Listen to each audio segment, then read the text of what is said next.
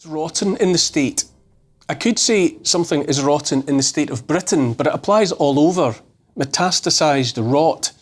People everywhere are daily made angrier, more scared of each other, when they would do better to be angry with the rotten state and the rotten state we're in on account of it. Build back better. Remember that codswallop. Nothing gets better. Instead, crisis follows crisis, war follows war, erosion of freedom follows erosion of freedom.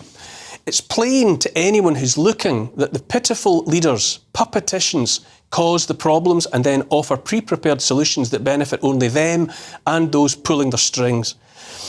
Are you as free as before? As free as you want to be? Are you happy? Are you well? Are you confident about your children's future? And if not, why not? Why would you put up with this rotten state? We're told we live in a world of technological and pharmaceutical solutions to all ills. We're also told war is peace. It's all lies and doublespeak. I say it's unmistakable and undeniable that something somewhere has gone badly wrong, probably long ago, and that a succession of unwanted leaders only make matters worse. We're offered and then made to endure the worst possible leaders at the worst of times. For years now, the craven mouthpieces of the state have pushed a relentlessly anti-human agenda. American author Eric Hoffer said in The True Believer that no one can be honourable unless he honours mankind. People, we are told, fellow human beings, are the ultimate problem, requiring the ultimate solution, which is to say fewer of us, save the planet, and to hell with the people alive on it here and now. Some of the richest and therefore most influential people talk casually about there being too many of us alive in the world at one time. How dare they? Who are these people who stand in judgment, presuming to make decisions about who has a right to be here? They preach the need for smaller, colder, hungrier lives for all of us from the decks of super yachts and the steps of private jets. Global population reduction has been an objective of the West since at least the 1970s. And I do mean at least. Henry Kissinger drove such an agenda while advising US President Gerald Ford. He said that population control policy requires both high-level attention and continuing review and updating. It observes that US efforts must be undertaken in such a way as to minimise criticism. It's been there in the background or even in the foreground ever since. Population reduction equals anti-human. Anyone who says that fewer people are the solution to the problem is a psychopath. We've somehow enabled an environment, an ecosystem in which psychopaths thrive and prosper. Agenda 2030 is in part the continuation of the same Malthusian eugenicist attitudes that are never far away, final solutions. It's an agenda that is anti-human almost by definition, given that achievement of the global goals of Agenda 2030 will likely lead to billions of deaths by starvation and by the pestilence and chaos that travel alongside man-made hunger. Birth rates are falling all over the world already and have been for generations. Too few babies are born, and so indigenous populations are disappearing. In the 1960s, Americans were having on average 3.65 children. By now it's 1.66. And still the powers that be insist there are too many of us. People are the problem, we're told. People are the problem right enough, but not the billions at the bottom of the pyramid, rather the few thousands at the top. Since 2020, we've been made to listen to talk of a great reset, a new world order led by Davos man and his pampered ilk. There's something horribly casual about all of this, a casual disregard for human life, a casual disregard for humanity itself. The implicit message we're fed is that since there are too many people, too many of the wrong sort of people at least, that many of those people are therefore expendable. Businesses are for sale. As a consequence, life has got cheap, or even cheaper than before. What's a few 100,000 men and boys cold in the clay of Ukraine? What's a few tens of thousands of women and children in Gaza? Our leaders like war. We can tell this because they keep pouring the fuel of money onto the fires of wars burning now in Ukraine, in the Middle East and elsewhere. Our economies literally thrive on death and destruction, courtesy of the military-industrial complex. They talk blithely about more war with Russia, with China, with Iran, with North Korea. Peace has been made a dirty word. And so there's talk too of fresh armies, bigger armies, more bodies. There's talk too of civil war all over the West, internecine strife, civil unrest, stoked by those that thrive and seek to gain from chaos. Mass migration around the world is a symptom of the metastasising cancer of chaos. People have been on the move from countries ruined by Western interference, ruined by invasion, by bombing, by engineered regime change. As the people up and move, our rotten leaders respond to the upheaval by throwing open the doors, dissolving borders, defaming indigenous populations as intolerant in the face of the arrival of strangers, their arrival by the millions, sowing more chaos. For years now, decades, we the people all over the world have been put on edge, set at each other's throats. Black against white against brown, Christian against Muslim against Jew. People bleed and die, homes and businesses burn. The rich just get richer and the powerful just gain more power. On the eve of Britain's entry into the First World War, Foreign Secretary Sir Edward Grey uttered his famous line, "The lamps are going out all over Europe. We shall not see them lit again in our lifetime."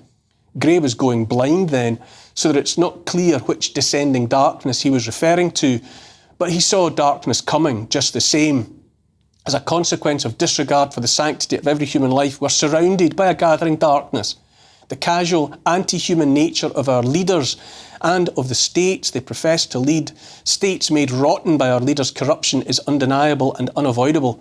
Something is rotten in the state, and the stink of it comes from our leaders. A fish rots from the head, as they say. In search of the source of the stink, we shouldn't look from side to side at each other, but up above, among the so-called elite. They would have us lose sight of what it really means to be human and alive. Instead of valuing one another, the possibilities therein, they would prefer that we fear one another and so make that happen. Canadian anthropologist Wade Davis said, "The myriad cultures of the world make up a web of spiritual life and cultural life that envelops the planet and is as important to the well-being of the planet as indeed is the biological web of life." In a talk he gave in 2010, he told his audience that at the time they were born, there were 6,000 languages spoken on the planet, but that by then, by 2010, only half of those survived. Every 2 weeks or so, a language dies, apparently. An elder dies, and with him or her is lost forever a whole way of comprehending reality.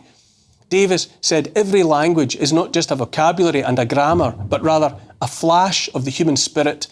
He said every language is an old-growth forest of the mind, a watershed, a thought, an ecosystem of spiritual possibilities. We should be better than we're being made now. Davis speaks about the Kogi people of Colombia who regard themselves as the elder brothers of the world and see us, the younger, unwise brothers, responsible for destroying the world. The so-called Green Agenda is the industrialised destruction of the world, right enough. UNESCO, the United Nations Educational, Scientific and Cultural Organisation, records the stuff of intangible cultural heritage around the world, rather than things that can be touched, architecture, artefacts, art. The intangibles are what people know and only carry in their heads and hearts. So, folklore, cuisine, customs, beliefs, traditions, knowledge, language. With every single human being lost or left unborn, we lose something else intangible, which is their contribution, great or small. Any man's death diminishes me, for I am involved in mankind. Instead of the poet's kindly thoughts, inclusive in the true and uncorrupted sense of the word, we are given to believe that fewer people is better, that less of us is more. This is a sinister and insidious philosophy, a bitter seed sown, and we're already reaping the harvest. Ye shall know them by their fruits. Every good tree bringeth forth good fruit, but a corrupt tree bringeth forth evil fruit. I fail to see how anyone could look at our world now and say it's on the path to a good place. I fail to see how anyone could look at our leaders and say they are the ones to follow to that good place. Corrupt trees and evil fruit, that's what they are, and that's what we get. In this 21st century world of Agenda 2030 and the rest of the anti-human agenda, we're growing more and more casual about the prospect. In fact, what our leaders evidently regard as the necessity that the planet be rid of billions of us once and for all.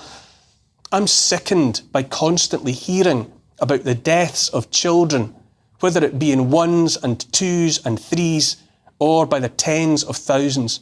Children dying is what happens when society is rendered anti-human at every level. Here's the thing. If the anti-humanists get their way, if they inflict upon us their one-size-fits-all, top-down, all-powerful, all-controlling, one-world government, we will have been rendered into a homogenous monoculture, denied our individuality and our humanity. If they meet their objectives, we will be fewer, we will be poorer, and we will have been remade in their empty image, the image of those who see themselves as nothing less than gods, and we as nothing more than dots on a spreadsheet of profit. Wade Davis said something else about how the other people of the world are not failed attempts at being us, that on the contrary, every culture is a unique set of answers to the question of what it means to be human and alive. If we would save the world, it will entail endeavouring to see each other as parts of the solution. If we would save the world, we will have to save every last one of us.